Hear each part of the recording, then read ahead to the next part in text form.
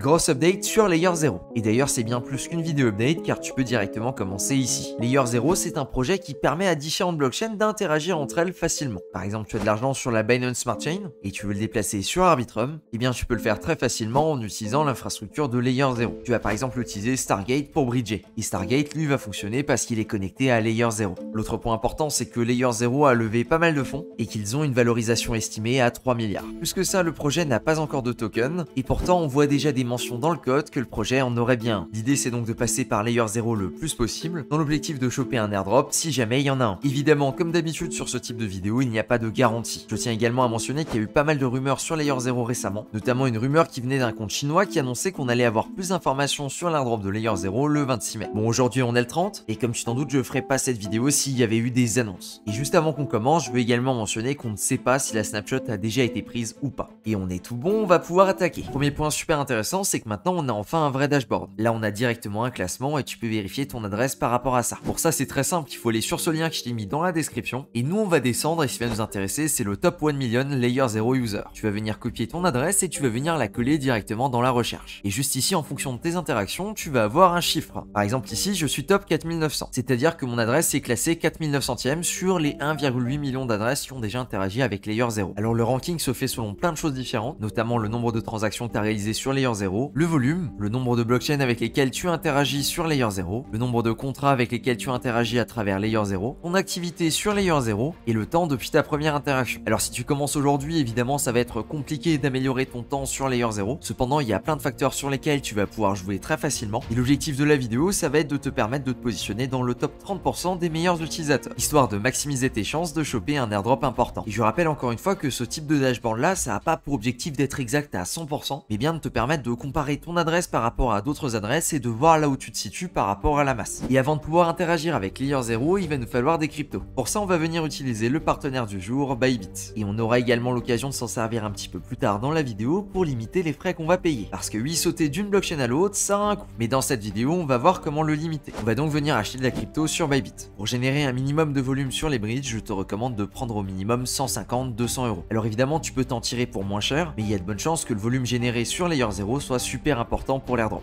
Je viens donc d'acheter 160 USDT et maintenant je vais m'en servir pour acheter de l'Ethereum. Je vais donc aller sur Ethereum dans Trading et je vais en acheter au marché pour tout mon bac d'USDT. Je vais donc cliquer sur Buy Ethereum, je confirme et maintenant je vais aller sur mon wallet et je vais retirer mon Ethereum. Donc effectivement je veux de l'Ethereum et je vais le retirer sur Arbitrum One. En faisant ça je vais payer environ 50 cents et je vais envoyer ma crypto sur mon adresse. Et je précise c'est assez important, j'envoie pas toutes mes cryptos. Je garde un petit peu d'Ethereum sur Bybit et tu vas très vite comprendre pourquoi. Je vais donc envoyer ma transaction, je valide et en attendant que ma transaction arrive tu peux faire d'une pierre deux coups parce qu'avec ton premier dépôt de plus de 100 $ sur Bybit, eh bien tu peux récupérer 25 USDT pour faire du trading. Et ça se passe uniquement avec mon lien d'affiliation dans la description. Et si tu passes par ce lien, ça permet également de soutenir mon contenu. Merci à toi. A few minutes later. Comme tu peux le voir, mes cryptos viennent d'arriver. Alors ça affiche que j'en ai plus, c'est pas de la magie, c'est juste que j'avais déjà un petit peu d'Ethereum sur cette adresse. Le premier projet qu'on va utiliser, c'est Mugen Finance. On va donc aller dans Product, Services, et à partir de là, on va aller juste en dessous dans le Cross-Chain Swap. L'idée, ça va être de passer d'une blockchain à l'autre, mais cette fois-ci en changeant de crypto. Comme tu peux voir, on part d'Arbitrum, on va vers Optimism. Au départ, j'ai de l'Ethereum, mais à l'arrivée, je vais choisir pour avoir de l'USDC. J'ai juste à cliquer sur Swap et à confirmer mon swap. Maintenant, le truc, c'est que t'as peut-être pas d'Ethereum sur Optimism pour payer les frais de gaz. Pour ça, il y a plein de solutions différentes. Soit tu peux à nouveau utiliser Mugen pour t'envoyer le reste de ton Ethereum sous la forme d'Ethereum à Optimism. Soit tu peux passer par Stargate pour faire la même chose. Ou alors tu peux retirer quelques euros directement sur Optimism en utilisant Bybit. À toi de voir ce que tu préfères. Je viens de changer de réseau et comme tu peux le voir juste ici, j'ai effectivement reçu mon USDC. On va ensuite aller sur Stargate qu'on va utiliser sur différents réseaux. Comme tu peux voir avec mes USDC, je vais pouvoir aller sur plein de blockchains différentes. Alors juste avant de commencer, je te recommande pas forcément d'aller sur Ethereum parce que tu vas payer très cher. Par exemple ici, si je veux bridger mes USDC, comme tu peux voir, ça va me coûter 0,15 Ethereum et c'est l'équivalent de 30 $. À la place, on va venir aller sur la Binance Smart Chain et ici, on va venir bridger tous nos USDC. Alors comme tu peux le voir, il va venir les recevoir en USDT. Mais c'est pas grave, c'est l'équivalent. Je vais donc aller sur transfert, je vais donner mon autorisation, je confirme. Alors ma transaction est pas passée du premier coup, je sais pas exactement pourquoi, mais j'ai réessayé et c'est passé nickel. Donc on va avoir nos USDT qui vont arriver sur la Binance Smart Chain. Je vais donc ouvrir mon MetaMask sur la Binance Smart Chain. Comme tu peux voir, moi j'ai déjà du BNB sur la Binance Smart Chain.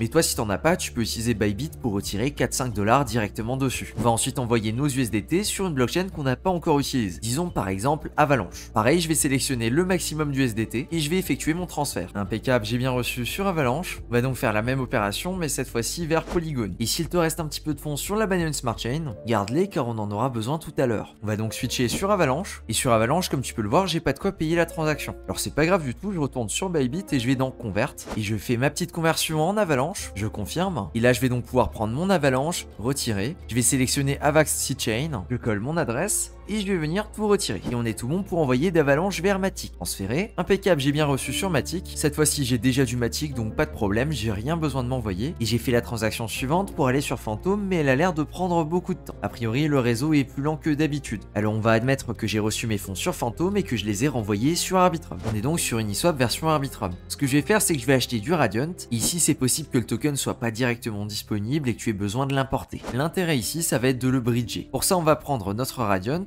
et on va le bridger vers la Binance Smart Chain. Juste à cliquer sur Bridge Radiant et à confirmer juste ici. A few minutes later. Et bien reçu, on va faire la manipulation dans le sens inverse, donc pareil Bridge Radiant et Bridge Radiant. Pour la suite de notre aventure, on va acheter du Angle Euro sur Angle. Donc rien de particulier, c'est un swap classique et on va ensuite venir le bridger vers une autre blockchain. Ici en blockchain d'arrivée, je vais sélectionner Celo Mainnet et je vais bridger tous mes AG euros. Je vais approuver et je valide avec le bridge. Alors sachant que j'ai jamais utilisé Celo, je vais tout simplement venir le sélectionner ici et MetaMask va me demander de l'ajouter. Je vais approuver. Tac, je vais sur Bybit, je sélectionne Celo et je vais en acheter pour 8 USDT.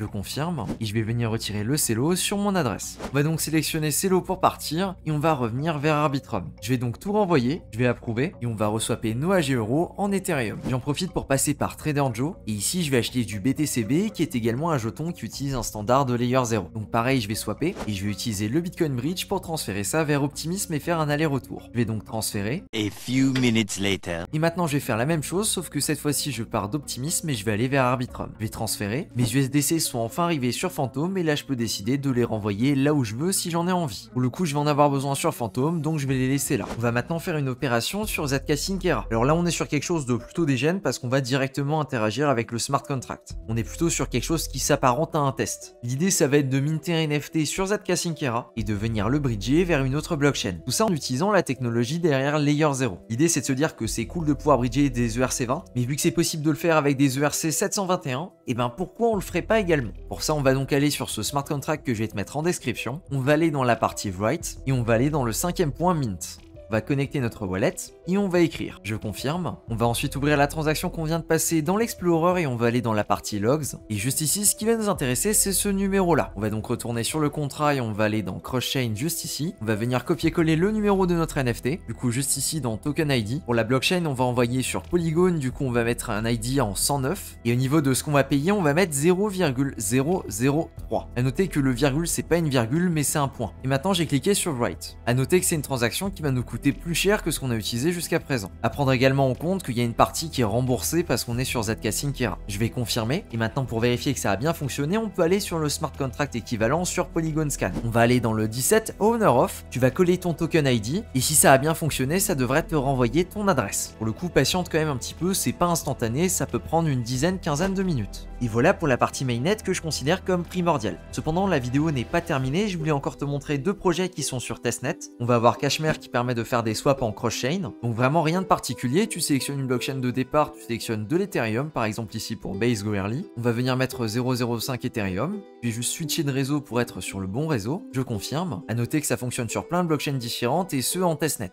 Et on va avoir l'équivalent sur Tapioca qui permet également de transférer des assets d'une blockchain à une autre. Alors avant de pouvoir les téléporter, par contre il faut les minter. Pour le coup moi j'en ai déjà minté donc je vais pouvoir le faire très facilement. Et juste à sélectionner la chaîne de départ et la chaîne d'arrivée et à sélectionner le token, ici le USDO. Je rentre une somme et je vais pouvoir le téléporter. Du coup, je vais changer de réseau et je vais téléporter. Ah, ici, il me dit que j'ai pas assez de polygones pour les frais de gaz. Écoute, on va essayer d'inverser. Il me semble que j'ai encore un petit peu d'avalanche Fuji. Yes, effectivement, c'est le cas. Je vais signer et j'ai plus qu'à valider. À noter que les transactions sur Cashmere et sur Tapioca, elles sont réalisées sur testnet. Et je pense très clairement que si Layer 0 fait un airdrop, eh bien, ils vont exclure toutes les transactions qui partent et qui arrivent vers des testnets. Et ce, pour des raisons plutôt évidentes. Et donc, pour ça que je mets évidemment plus l'accent sur ce qu'on a fait sur testnet. D'ailleurs, dans cette vidéo, on a utilisé beaucoup de blockchains différentes, tout simplement car je pense que ça peut être un critère très très intéressant. En plus de ça, ça permet d'utiliser pas mal de smart contracts différents et on l'a vu sur le dashboard, ça permet également d'augmenter son ranking. Maintenant évidemment c'est impossible de prévoir les critères avant qu'ils soient annoncés, cependant le nombre de transactions, le volume, le nombre de blockchains ou encore le nombre de smart contracts,